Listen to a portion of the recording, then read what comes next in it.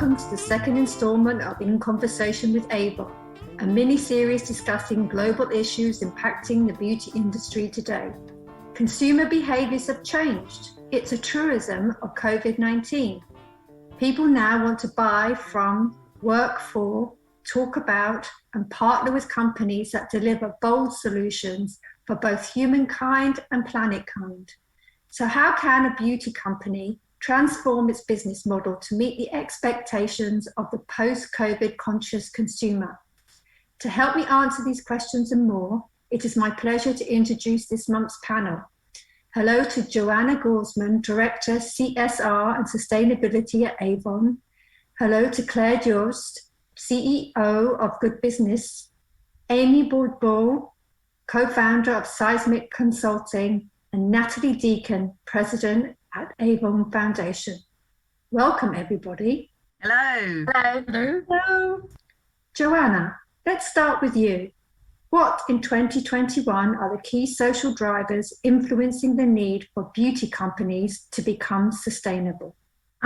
It's a very good question because we've just come out of a very difficult year where we saw COVID-19 really impacting on people's behavior, their way they work, their way they travel. I think Natalie will speak probably later more about the emergence of problems in the house like domestic violence that we needed to address, more poverty, people losing their jobs, having to be conscious of pricing of products. We've also seen in the last year a lot of awareness for sustainability and climate change, not only with the young generation, but also with the baby boomers, older generation, very aware of the need to reduce plastic pollution and air pollution. We are also seeing a trend to embed more diversity and inclusion in our workforce and really focus on supply chains in particular and the rights of employees in the supply chain. And so all these drivers are going to shape the way we do sustainability and do business in 2021. And for you, Claire, at Good Business, do you see this in your research?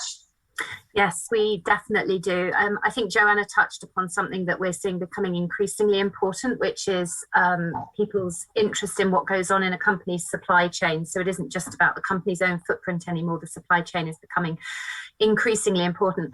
I think for a company like Avon, that throws up some really interesting questions. It has such a focus on helping and supporting women, and we know that women have been disproportionately affected economically by COVID in terms of the effect on their income. So finding ways to support women working not just for Avon, but also in the supply chain, I think is something that's going to be a really interesting opportunity for the business going forward.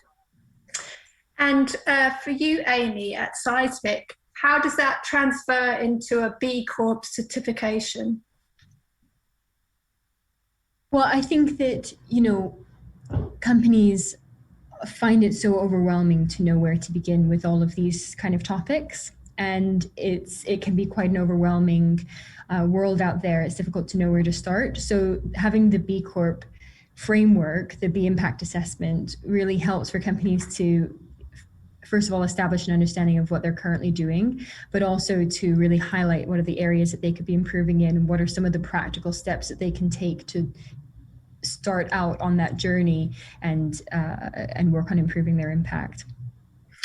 And how has Avon Foundation transferred this into their foundation, Natalie? Well, we've seen across the board, as my fellow panelists have teed up, we've seen an increased focus on people as well as planet, and people is really where the Avon Foundation and actually Avon's core mission comes into play in terms of really driving positive social change. And I think that's one of the big changes we've seen over the last 12 months coming out of the pandemic, this increased focus on inclusion and tolerance, and attention to humanity and humankind. So for us at Avon, in terms of focusing on how can we help to support women through our business, whether it's supporting female entrepreneurship, helping the next generation of female scientists, for example, wider than the business through the Avon Foundation, one of the key issues that we've been tackling is gender-based violence, and an unintended consequence of lockdown last year was a spike in countries across the world in domestic violence, and we have been stepping up our efforts to tackle that by donating, by supporting frontline services. But I would say gender-based violence actually is rooted in gender inequality. We've seen gender inequality expand over the last 12 months. And whilst for us at Avon, our core business is rooted in helping to create a better world for women, I would also argue that we as an industry, we all have large communities of women, and we've all got a responsibility here to tackle that widening gender divide, and to help to support women, inside and outside of our organisations. And Joanna, in 2021, what are the key digital drivers facilitating beauty brands' sustainability ambitions? So we've all seen that brands cannot hide anymore. The digital world had opened up discussion around environmental issues, social issues. So it's very important that companies are very transparent and open around, if we look at the ESG themes on the governance side, transparency is really important. Clear communication is important, but also there's lots of opportunities, as Natalie mentioned, to for example, help women and girls who are victims of violence, for example, to tell them what they can do and how to seek help. On the environmental side, there's a huge opportunity through the digital platforms to help educate consumers on the responsible consumption and disposal of beauty products and beauty packaging. And that's something we're going to really focus on in 2021. And at Good Business, Claire, do you advise digital communications to your clients? Yeah, I think it's all about using digital communications to support transparency and education, I think, which are themes Joanna rightly picked up on. They're the two areas where I think we feel it can make the biggest difference. In terms of education, there are so many opportunities to allow consumers to find out the information that they want to find out without overwhelming them. That's the joy of a well sort of put together piece of digital communications. It allows you to do that. Looking, for example, at the use of things like invisible barcodes that are embedded in packaging, so it doesn't destroy the look and feel of the packaging, but you can point your mobile phone at it and that will be scanned and take you to a page where more information can be made available to consumers on things like how to dispose of packaging in their local area. So that's really exciting to us. I think on the transparency point, we're seeing some really interesting innovations, for example, particularly in the cosmetics industry, companies using blockchain to ensure transparency right through the supply chain. We know that's something that consumers really care about. So I do think it really allows brands to tell their story on their own terms. As Joanna says, though, it really does turn a spotlight, I think, on what they're doing and allow for a much more nuanced discussion than has been the case in the past. And I think for brands, it's about knowing how and when to engage and how to put their side of the story forward in a way that's convincing and credible. And at Seismic, Amy, what are the key digital drivers facilitating the B Corp certification? Well, the whole certification process is really built around the B impact assessment that I mentioned before, which is a digital platform. And I think what is so fantastic about the BIA and other, kind of tech platforms that we see out there as solutions for sustainability is the way that it makes it so accessible for people. So, the BIA is a free online tool, and there's all sorts of other more accessible tools out there for companies to use that really help them to understand their performance, and they can, calculate easily their greenhouse gas emissions, or even blockchain technology, which obviously supports the transparency that we've already highlighted, is so important. So I think just really the innovation that is occurring in this space and using tech for good is really inspiring to see, whether that be for smaller companies that need something accessible to know where to start, or whether it be for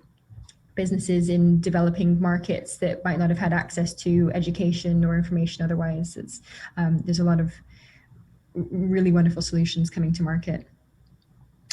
And at Avon Foundation, Natalie, how are you using tech for good? The great thing, as we all see in our everyday lives with social media in particular, is the ability to drive positive social change and to raise awareness of issues.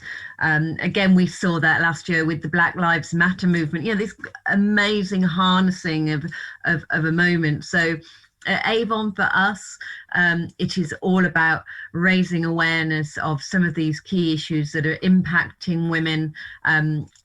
As we've discussed, gender-based violence is a key issue for us to tackle right now, because it's really spiking across the world. So last year one of the most important things we can do actually is signpost where to go to for help. So through our Isolated Not Alone campaign last year, we created mass awareness. We've got this amazing network of 5 million Avon representatives worldwide who are able to signpost clearly to their friends and their loved ones and their network where to go to for help. So that campaign had huge reach, 200 million plus. And I think it's just a great example of how we can harness those digital drivers now to drive positive change. And Joanne, what in 2021 are the most pressing environmental drivers for beauty companies to tackle? To me, there are two really key issues that every company and every individual need to focus on. And they're climate change, so CO2 emissions, and the plastic pollution. These are the two key issues that I think we will see more and more companies addressing and focusing on. And the need to innovate in terms of packaging and formulations and product to address those issues. For example, how do you reduce unnecessary packaging?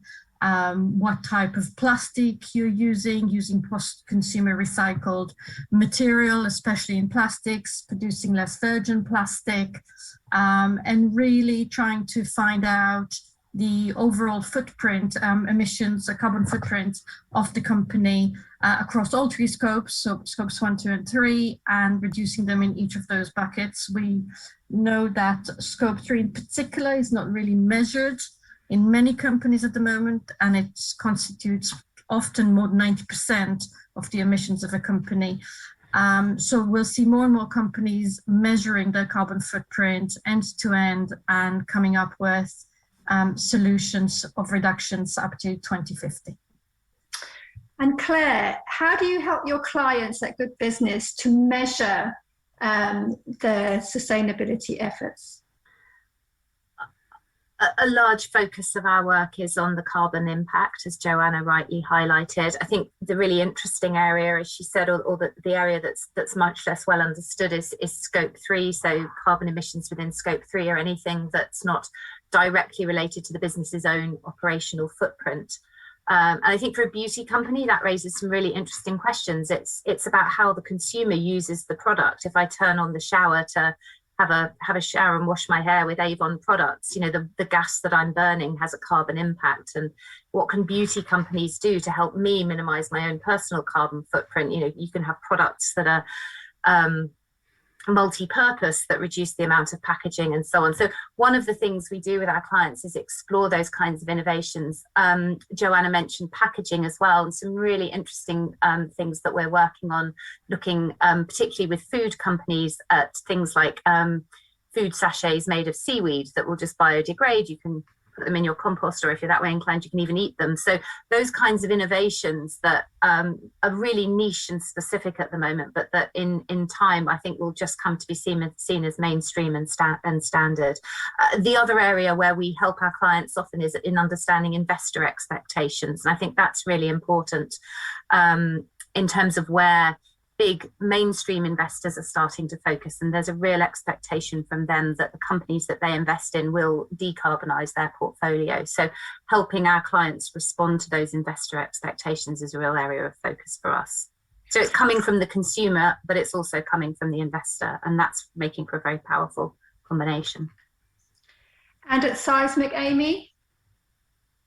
So we, at Seismic, as well as B Corp, which does a great job at helping businesses to look at their own environmental impact of, within their facilities, but also through their supply chain and within their products.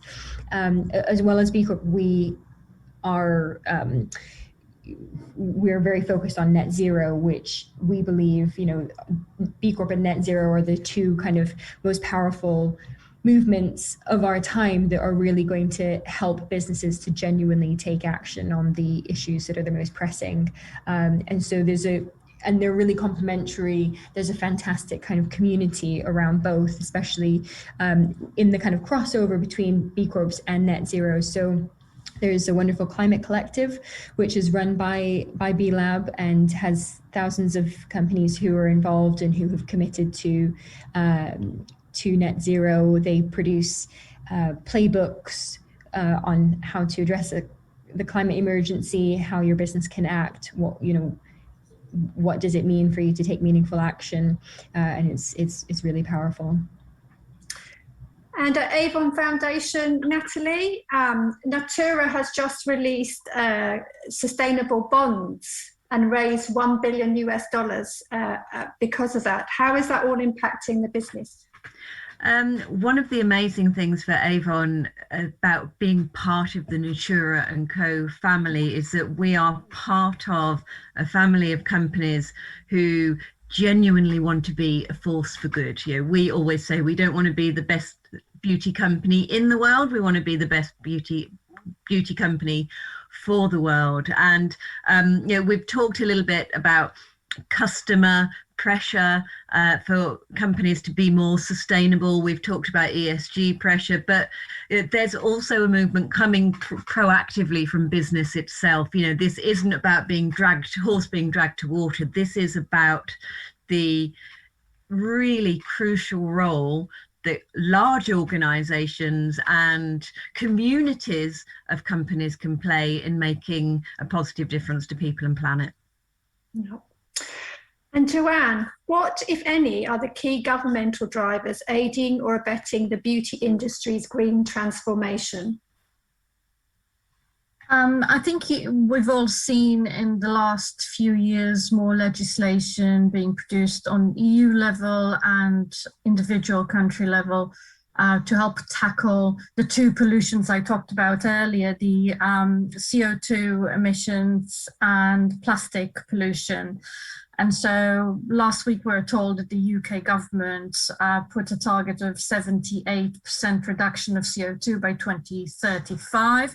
We'll see more governments setting targets, similar targets, and the business will have to catch up and think how we're going to accelerate the carbon reductions. At Natura & Co and Avon, our targets of net zero is to 2030. So I'm pretty sure that we're going to be net zero by 2030, but other companies have a more long-term view to 2050 and will have to accelerate. We also have in many countries plastic tax. So the government is realizing that they need to do something to incentivize companies to produce less plastic and to virgin plastic, but also to help with recycling and with collections. That's both on an EU level and in the UK. We also are seeing human rights policies being mandated in the EU in some countries. The company actually needs to have a human rights policy. In the UK, for example, you need to produce a modern slavery report every year. And so this kind of legislation is really making sure everybody is doing the right thing and giving incentives. Sometimes it's a carrot, sometimes it's a stick, and in the plastic tax case, for example, if you're not doing the right thing, you're going to be hit with a large bill. So you'd rather invest in recycled plastic or reducing plastic to avoid that.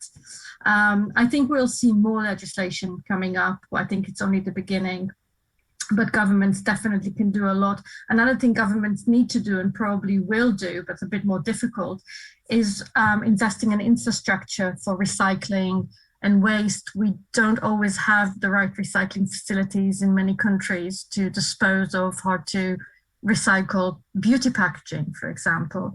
And lastly, we will see more focus on water. There's not enough focus on water consumption and use, in use of the product and in production. We do have a water target, reducing 5% water intensity by 2025, and we will see more companies setting similar targets in future. And good business, Claire, is water the main concern? I think water's a really unexplored area, as Joanna says, and obviously so important to the beauty industry, both because it uses water, but also its products end up in water systems. And I think that the focus on plastics that we've seen over the last couple of years was brought about in part by the extraordinary impact that Blue Planet had. But I do think the sort of consequences of other things we put into the oceans are definitely coming down the track. I think oceans and water purity as a really underexplored area for regulation at the moment is going to become incredibly important. So from a beauty industry perspective, I absolutely agree that that's going to become absolutely front and centre of the way people think about things. And any other government drivers for you? I think there's going to be some interesting sort of focus on disclosures and the way, looking at, particularly in the UK, the gender pay gap reporting, for example, which all companies over a certain size are required to disclose details of differences in pay at different levels of seniority, has really caused organisations to think about these issues. So not just to put the information out there, but the fact you have to put the information out there shines a light on what you're doing. So to go back to what Natalie was talking about at the beginning in terms of that increased emphasis on diversity and inclusion, I think those kinds of requirements on a business to report do create positive change. And I think as well, the other one that was quite interesting, I think, was again in the UK last year, the Competition and Markets Authority indicating it was going to be cracking down on claims that general products were eco-friendly. Is going to be a really interesting one for the beauty industry. It's such an overused term. Clean beauty has no real strong definition in law. So again, sort of forcing companies to be more transparent through tightening up rules around what can and can't be claimed, I think will both force businesses themselves to improve, but also have that dual purpose of educating consumers about what it is that they're buying. And again, that's obviously government driven. Yeah. And at Seismic, Amy, how is government impacting the B Corp certification process? So there's something kind of exciting happening here at the moment, which is that to be a B Corp, you have to commit to considering all stakeholders when acting on behalf of the business and not just shareholders. And actually in the UK, B-Lab UK is currently campaigning for a change to the law where they're amending one of the sections of the Companies Act to actually require that it's not just B Corps, but actually all companies that will need to consider all stakeholders and put people and planet alongside profit when acting on behalf of the company. And that is really exciting because it just empowers directors to make decisions, on behalf of things other than just profit, and kind of pulls away from this idea of shareholder primacy and towards a more kind of considerate, durable future for everybody. So I think it's going to be really exciting to see how it goes. There's a wonderful coalition of organizations who are supporting that, and looking forward to seeing hopefully the Better Business Act be passed. And how would that support the Avon Foundation, Natalie?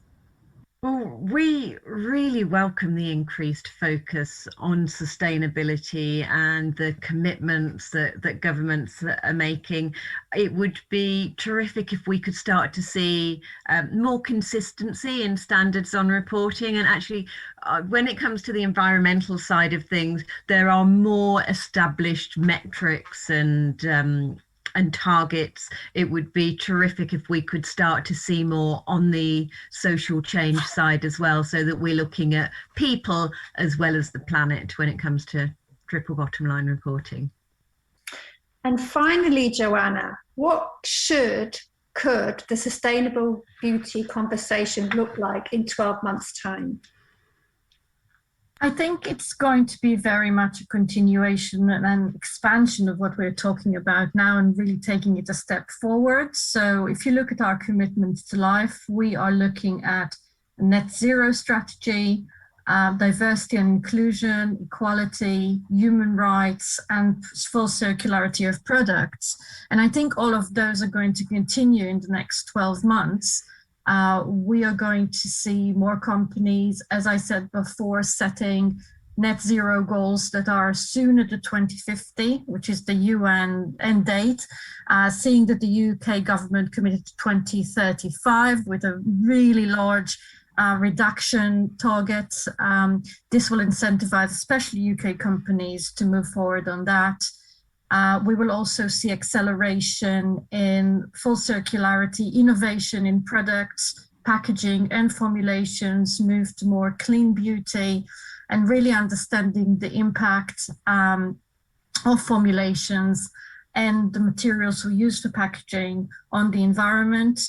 And I think we are going to see a huge focus on supply chains, human rights in the supply chain, traceability of ingredients, materials, where they come from, what are the human environmental implications of sourcing those ingredients.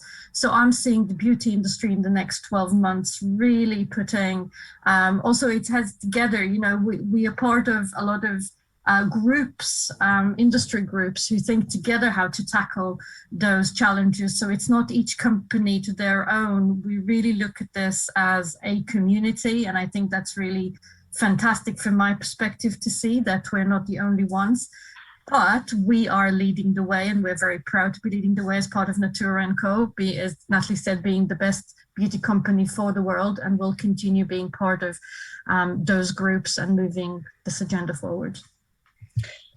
And the sustainability movement is 20 years old, Claire. What could sustainable beauty conversation look like in 12 months' time? And is community in industry the way forward? I think that the conversation is going to gather pace at a rate that is probably going to be really surprising to us when we look back in 12 months' time. I think that there's really a moment right now, a sort of coming together of a whole lot of forces, the growing pace of the B Corp movement, the number of new businesses signing up to be B Corps. There's COP26 on the horizon at the end of this year, which is really going to shine a spotlight on environmental impacts as we come out of the pandemic, and there's an emphasis on building back better. I think that the pace of change, the pace of conversation at least, is going to increase. And I think it's going to be really interesting to see how beauty companies navigate that. As Joanna said, so much of that needs to be done in partnership. You know, it's all very well for businesses to design products that are recyclable, but actually if the infrastructure to recycle them doesn't exist, those efforts are wasted. So I think those partnerships are going to gather pace. And you know, beauty is such a complicated industry. You've got so many different ingredients going into one product. The packaging is so complicated, it needs to keep the product safe and hygienic. You've got so many issues around diversity and representation. It's such a challenging industry from a sustainability perspective, but it's also, I think, so exciting, and I think there are so many opportunities. So I think the conversation is going to gather in importance. I think it's going to become more embedded in the way consumers think about it, and I think in a year's time we'll be looking back and thinking, wow, we've come a long way. And is B Corp the way forward for sustainable beauty companies in the next 12 months, Amy? Of course. I mean, I'm obviously biased. I'm a massive advocate for B Corp, but genuinely, you know, I think there is a lot of space for leadership, like we're seeing from, you know, the wonderful Avon and their sister companies who are really leading in this area. And while there is increasing interest from beauty and cosmetics companies, there's definitely a lot of space for others to step up and to join the likes of Avon, you know, really walking the walk and proving that it's not just about, the odd claim here or there that they can put on their packaging, but actually this is, they're really committed to using their business as a force for good across all aspects of, people, planet, etc. And at Avon Foundation, Natalie, what could the sustainable beauty conversation look like in 12 months' time? I just think we have an amazing opportunity right now to start to harness our collective power as an industry more. We've got this amazing moment in time to rebuild better, to look at how we can not just innovate in packaging, product and how we're running our factories, but how can we really be more inclusive and democratic as an industry? How can we tackle inequalities, particularly around gender inequalities, which are such a close relationship to our industry? And how can some of the bigger organizations in this industry help to create collective action and broader action with all of those small and medium-sized organizations, some of the niche companies that we see in beauty, the individual business owners? At Avon, we're comprised of our Avon reps, our individual beauty business owners. So we're really keen on looking at how can we harness that collective power so that together we're all creating a force for positive change. And with that, I would like to thank Joanna, Claire, Amy and Natalie for taking part today, and to you for listening.